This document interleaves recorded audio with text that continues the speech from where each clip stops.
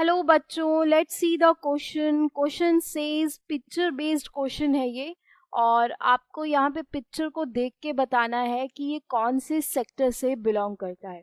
तो पिक्चर को देख के ये लग रहा है कि ये जो लेडी है वो आपका एग्रीकल्चर में वर्क कर रही है। ठीक है, ये दो लेडीज हैं जो कि आपका खेतों में काम कर रही हैं। तो यहाँ पे ये कौन सा सेक्टर होगा, चलिए ऑप्शंस देखते हैं। तो यहाँ पे सबसे पहला हमें ऑप्शन दिया गया है ऑर्गेनाइज्ड अनऑर्गेनाइज्ड सेक्टर। फिर दूसरा ऑप्शन दिया गया प्राइमरी सेक्टर। सी ऑप्शन दिया गया बोथ ए एंड बी, और डी ऑप्शन दिया गया नाइदर ए नॉर बी। तो सबसे पहले तो हम ये जानते हैं कि जब हम अनऑर्गेनाइज्ड सेक्टर के बारे में बात करते हैं, अनऑर्गेनाइज्ड सेक्टर होता क्या है।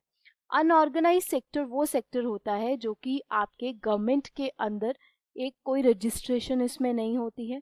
ठीक है, और इसमें एक तरीके से रेगुलर आपका इंटरवल पे एम्प्लॉयमेंट नहीं होती है, राइट, और कोई फिक्स सैलरी पे नहीं होती है, राइट, फिक्स्ड सैलरी कोई पे नहीं होती है इसमें। तो इसमें ये सारे जैसे आपका एग्रीकल्चर हो गया, राइट, और आपके प्राइवेट सेक्टर में जो वर्क आते हैं दिहाड़ी के ऊपर, लेबर बेस्ड वर्क हो गया, ये सारे इंक्लूड होते हैं।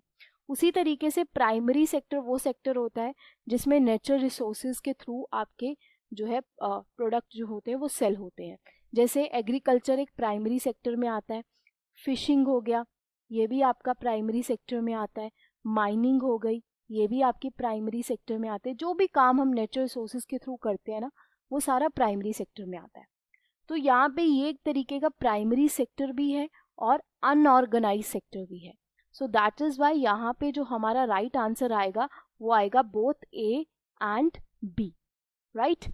और इसी तरीके से एक होता है ऑर्गेनाइज सेक्टर। ऑर्गेनाइज सेक्टर वो होता है जो गवर्नमेंट के अंदर रजिस्टर्ड होते हैं, लाइक ऑफिस हो गए, स्कूल्स हो गए, हॉस्पिटल्स हो गए, आपके ये रजिस्टर्ड है और यहाँ पे सैलरीज मिलती हैं। ओके, बट अगर आप एग्रीकल्चर में देखोगे ऐसा आपको देखने को नहीं मिलता। So I hope you understood the question well, and thank you, best wishes.